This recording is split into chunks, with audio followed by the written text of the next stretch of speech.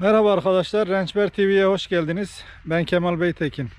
Sevgili arkadaşlar, değerli takipçiler, bugün 6 Şubat 2021. Bugün kavunlarımızı ekiyoruz.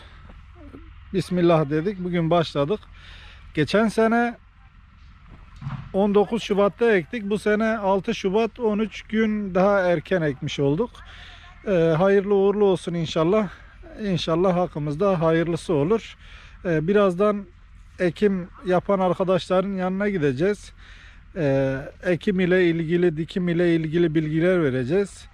Ayrıyeten bir de şey yaparken, bandırma yaparken hangi ilaçları kullanıyoruz, nasıl bir fideleri hangi suya bandırıp ekiyoruz, onlar hakkında detaylı bilgi vereceğiz. Şimdi kamerayı bu tarafa çevireyim ve yavaş yavaş şeye gidelim.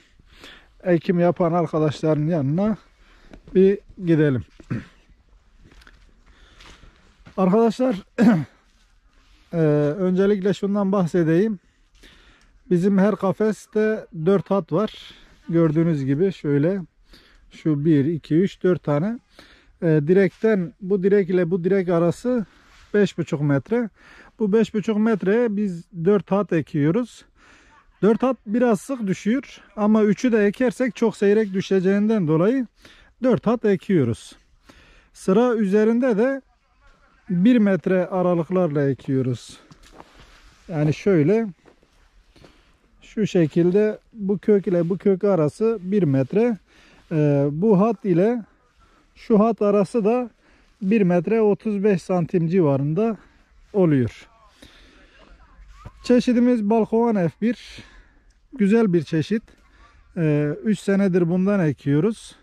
2 sene daha önce bu serada aynı tohumu ektim. Aynı fideyi ektim ve memnun kaldık. Yine tercihimizi Balkovan F1'den yana kullandık. Mal çekiyoruz. Çektiğimiz malçı bu şekilde yapıyoruz. Tamamen kenarlarını kapatmıyoruz. Üstünü de fazla bir karalama yapmıyoruz. Buralara biraz atmışız. Yalnız biraz az olmuş. Aslında her iki köke bir, şöyle 2 metreye bir, şuralara birer punta toprak atılsa daha da güzel olacaktır. Şimdi fideler geldi. Fideleri dün getirdik. Fideler evin orada. Birazdan fidelerin yanına da gideceğiz. Fidelerimiz 150'lik bir yolda geldi. Geçen sene 19 Şubat'ta ektik. Tam 68 gün sonra hasada geçtik. Bu sene geçen seneden 13 gün 14 gün erken ekiyoruz. Ama 13 gün 14 gün erken ekmek 13 gün daha hasat almak anlamına gelmiyor. Çünkü şu dönemde hava soğuk. Eğer bu sene şu 6 Şubat'tan sonraki hava geçen seneki 19 Şubat'tan sonra gelen hava gibi olursa yine aynı tarihlerde, yani geçen seneye nazaran 10 gün 13 gün daha erken turfanda mal çıkarabiliriz. Lakin hava soğuk giderse 3-5 gün erken çıkarabiliriz inşallah. Kavunda 3 gün 5 gün çok önemli günlerdir. Yani turfanda bir malda 3-5 gün büyük bir rakamdır. Zaten geçen sene Tarsus haline yer kavununu, turfanda kavununu ilk önce Allah'ın izniyle ben götürdüm. Benden önce 2-3 kasa gitmişti. Yani tonajlı olarak malı biz götürdük diyebiliriz. Şurası naylonumuz vardı elimizde. 90 santimlik. 90 santimlik biraz melç naylonlarımız kısa gelmiş. Ama yine de iş görür arkadaşlar. Bir de bu videonun sonunda bundan bir önceki videoda paylaştığım videoda gelen yorumlara soru cevap şeklinde yanıtlayacağım. Bundan sonra öyle bir şey yapmayı düşünüyoruz. Yazmaya zaman bulamıyorum. Yazmaya zaman bulamadığımdan dolayı böyle video çekerken yorumları şahsen ben cevaplayacağım bu videoda.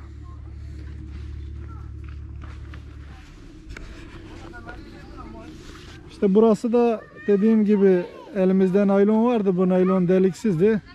1 metrelik çubuklarla işaret yapıyoruz. Bu 5-6 kafes. Gerisi hepsi şey geldi. Naylonu da Umut Plastik'ten aldık. Kilosunu 10,5'a zorla aldık onu diyelim. Daha önce 9 liraydı. 15 gün içinde 2-3 defa zam gelmiş. Naylonunu da beğendim, yani iş görür, rahat rahat kullanabilirsiniz.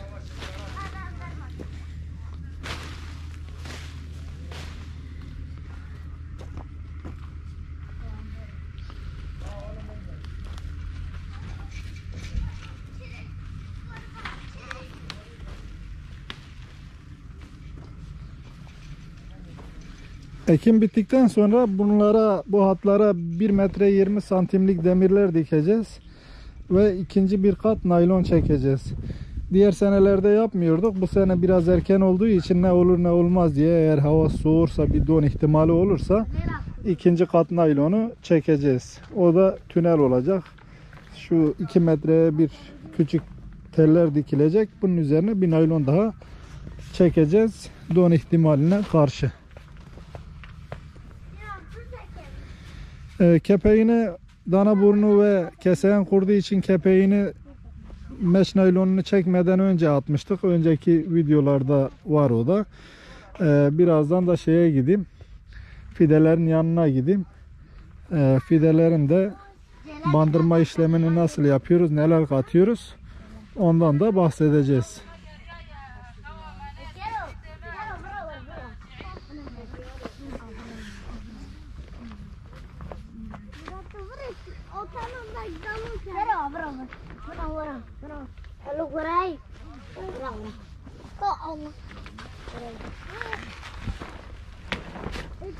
Burası ekim yapılmamış alan.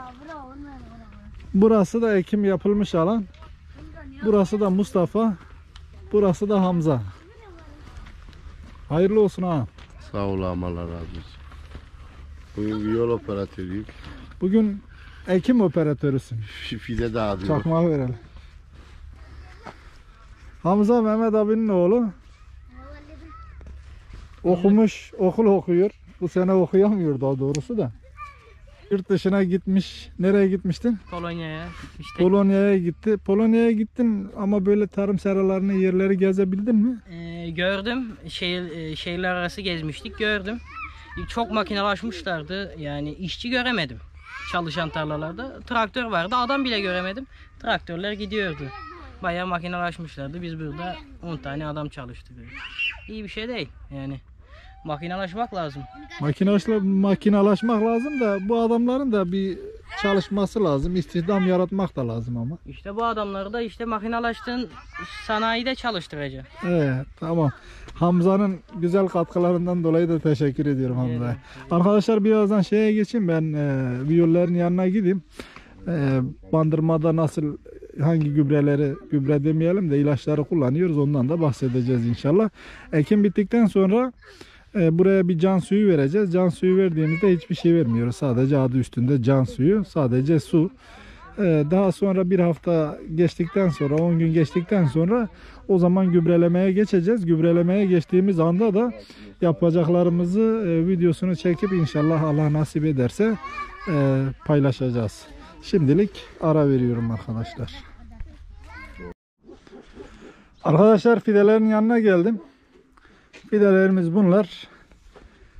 Fidede bu sene bize Tarsus Fide'den fide geldi. Bayimiz Nenni Tarım, İsrafil Nenni.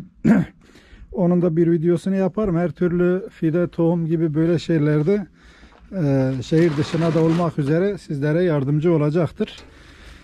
Tarsus Fide'nin de kaliteli, güzel fideleri var. Gelen fide gayet güzel. Geçen sene Güney Fide'den gelmişti. O fideleri beğenmemiştim. Bunlar güzel. Üzerindeki mavilikler de muhtemelen bakır atılmış. Bakteriyel hastalıklara ve mantar hastalıklarına karşı. Bir de biz burada şimdi bir bandırma yapıyoruz. Bandırmayı nasıl yapıyoruz? Hemen oraya da geçeyim. Şöyle şurada bir naylonun içine kenara kasayı çekip şu şekilde bir su döküyoruz. 150-200 litre ihtiyacınıza göre Bunun içine ne katıyoruz? Taçigaren katıyoruz. Artı previkür katıyoruz. Artı bir kaşık kadar demir.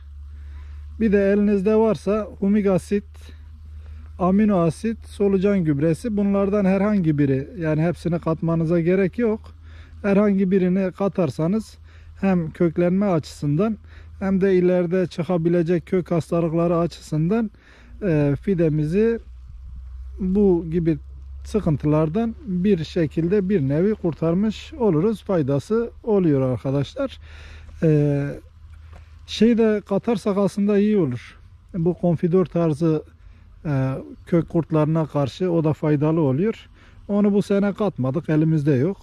Bunu da katabilirsiniz. Bunların ölçülerine gelecek olursak bayilerinizden, aldığınız yerden size gerekli talimatları verebilirler. Biz kendi tecrübelerimize dayanaraktan 100'er gram şeklinde 100 gram taçigaren, 200 gram previkür, 100 litre için konuşuyorum, 250 gram humik asit veya solucan gübresi, 100 gram da konfidor katıyoruz.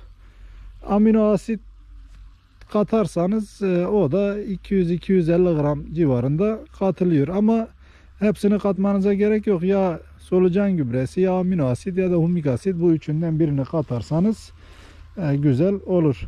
Fideyi getirip buna bandırıyoruz. Fidenin kökleri ıslanacak şekilde yapıyoruz. Yani yapraklarına temas ettirmemeye gayret gösteriyoruz. Yarım kilo. Biz solucan gübresi var. Solucan gübresi kullanacağız. 200 litre kadar suyumuz var. Yarım kilo kullanıyoruz. Ne fazla oldu ha. 200-250 gram yeterli. Kavun ekiminden aktaracaklarım bu kadar. Ha bir de ne demiştim? Yorumlara bakacağız. Yorumlarda bir önceki yorumların cevaplarını verecektik. Şöyle siz etrafa bakınırken ben de telefondan şeyi çıkarayım. Son videonun yorumlarını çıkarayım. Öyle bir bakalım. İnşallah burada da internet vardır.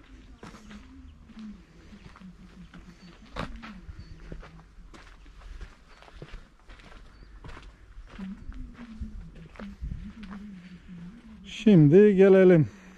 Bir önceki videomuz kavun ile ilgili olan videonun yorumlarına bakacağız.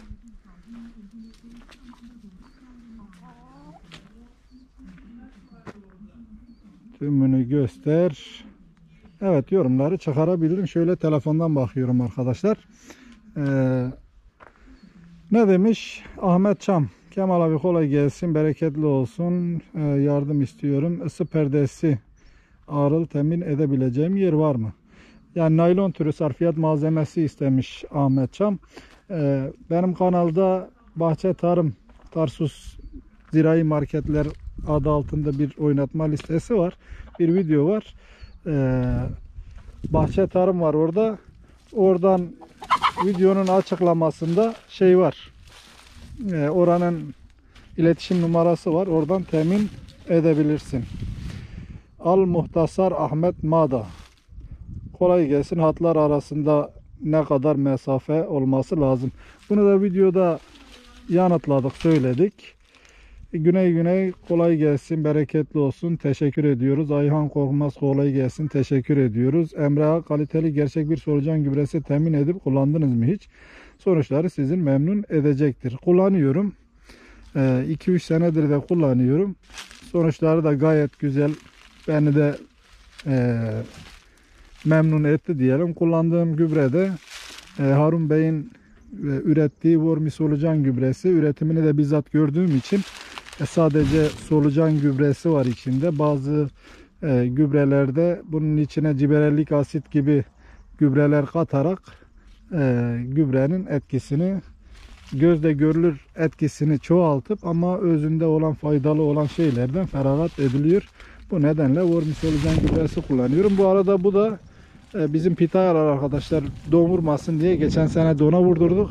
Bu sene don vurmasın diye şöyle naylon çektik.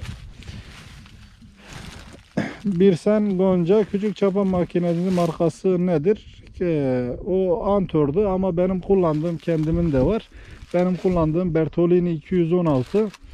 Çok güzel bir makine. Fiyatlarına gelecek olursak herhalde ikinci elleri 2,5-2 liradan başlayıp 10.000 lira civarında vardır. Ömer Eroğlu, ben de 40 dönüm kavun yapacağım. Sık sık kavun videoları bekliyoruz. Gelecektir Allah nasip ederse. Bir de oynatma listesi var. Sadece bu senenin değil, 2-3 senelik videolar var. Kavun ekimi hakkında her şey diye oynatma listesi var. Oraya da bakabilirsiniz. Bir de güncel olarak da takip edebilirsiniz. Hasan Çakır, kolay gelsin. Teşekkür ediyoruz. Ahmet Çomak, iyi akşamlar, bereketli olsun. Ben Alanya'dan yazıyorum. Bir şey soracağım. Ben tünel kurdum. Kabak ektim. 1100 adet 55 santimetre karşılıklı ektim. Çiçeklenme ve hormon veriliyormuş. Bunun verilen hormonun adı nedir? Ve nasıl uygulanıyor? Ve damlama sulama sisteminde nasıl bir kimya gübre vermek lazım? Kabağı ekeli 3 hafta oldu. Ahmet Bey, kanalda kabak ekimi ile ilgili oynatma listesi var. Oradan takip edebilirsiniz. Orada gerekli bilgileri görürsünüz. Adam Demirci de demiş ki inşallah virüs kalmamıştır. Kabak yerinden bahsediyor. Kabağı biz kaldırıp kavun ektik ya. İnşallah virüs kalmamıştır. Biz de öyle diyoruz. Bitki atıklarının hepsini temizledik ama 3 senedir ben şey yapıyorum burada. Kabaktan sonra kabak virüsü kavuna bulaşmıyor.